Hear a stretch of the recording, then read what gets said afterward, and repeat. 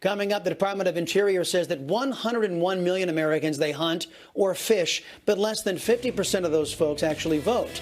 We'll talk to two people trying to change all that. Chris Salcedo Show here on Newsmax TV.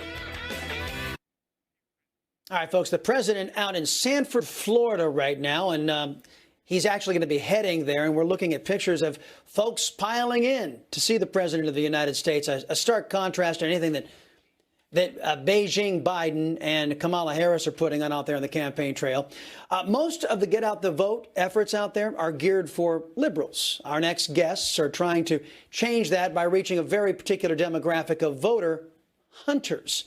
Keith Mark is spokesman for huntthevote.org, and he's joined alongside Michigan union worker as soon as we can make a connection with him, and Second Amendment advocate Jerry Wayne.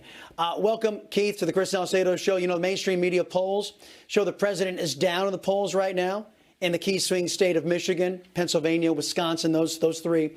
These are also big states for hunting. How significant a swing vote do you think a hunting demographic is in these states? Hey, thanks for having me, Chris. Obviously, all these hunting states are critical states.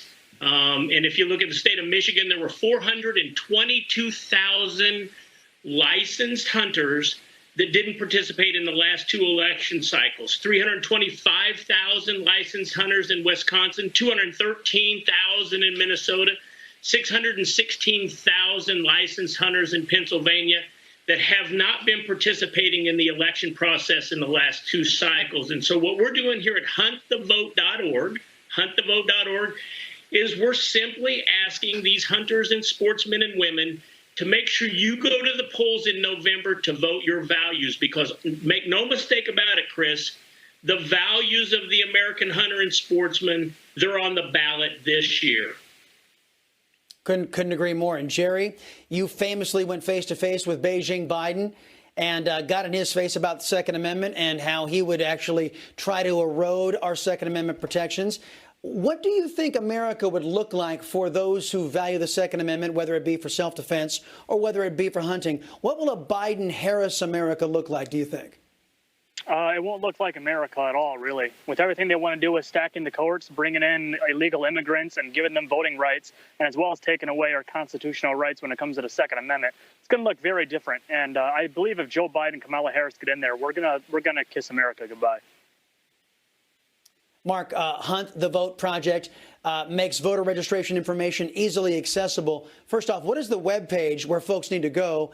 And then how easy are you trying to make it for folks to, in the hunter community, to get the information they need and get out of the polls? And as you mentioned, some of them aren't used to it.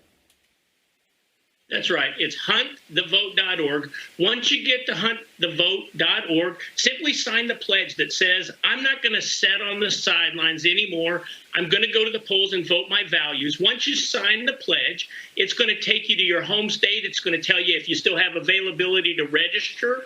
It's going to tell you when early voting starts in your state. It'll tell you where your closest voting precinct is. There's really no excuse once you get to the website for anyone to not go vote their values this November. I agree, you know, and I'm a big union supporter like your other guest.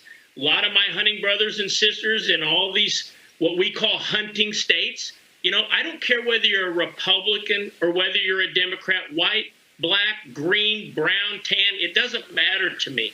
When God is on the ballot, public safety is on the ballot, the Second Amendment is on the ballot, our hunting lifestyle is on the ballot, there is no excuse for good people not going to vote their values. Amen to that. The Constitution is on the ballot as well. Jerry, last thing, you're on the ground there in Michigan, and the polls are saying that the president is behind there. However, whenever you see Beijing Biden show up, nobody shows up to see him. But when the president shows up, you got to beat people off with a stick. Do you trust the polls there in Michigan to reflect really what's going on with the general population? Absolutely not.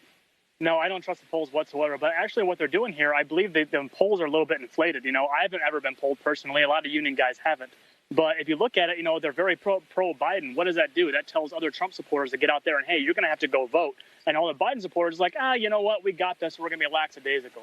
So if that's the way they want to do it, then so be it. But I tell you what, I like being on here with Keith here. I'm actually an avid hunter myself. And when I spoke out to Joe Biden, that's all I really was, is just an avid hunter. Like, I never, to be honest with you, before this, I even own an AR-15. But now I got enough, you know. But that's all I am. I just grew up hunting in the wilderness in Michigan, and I see that this is a huge threat on our constitutional rights. And I'm a huge hunter, and I think that it's time for us to step up and actually take up, not take up in arms, but take up at the voting booth, you know, to come out here and actually speak out for what we truly value as Americans, and that's to uphold the Constitution and stick with the Second Amendment. I'm actually going to be meeting up with Eric Trump tomorrow, and we'll be able to talk a little bit more about this. And I'm headed down to South Carolina to speak with Mark Robinson. He's got a tight race down there, so I'm going to see if I can go down there and help him out a little bit. Jerry, Mark, guys, I appreciate your carving out time here on the Salcedo Show, and hopefully we'll talk again before Election Day. Folks, before we go to break, I just want to mention there's an organization that I am part of called the Conservative Hispanic Society. I'm an executive director for that organization. We have very much the same slogan: vote your values. Whether you be a hunter, whether you be a Latino that has a tradition of hard work and wanting to actually have the fruits of your labors and not have government confiscate them from you, or if you're a religious person, or if you're a person of faith and believe in God, whatever that faith is, vote your values. And I think anybody looking at what these political parties stand for, the Democrats versus the Republicans, it's quite an easy choice.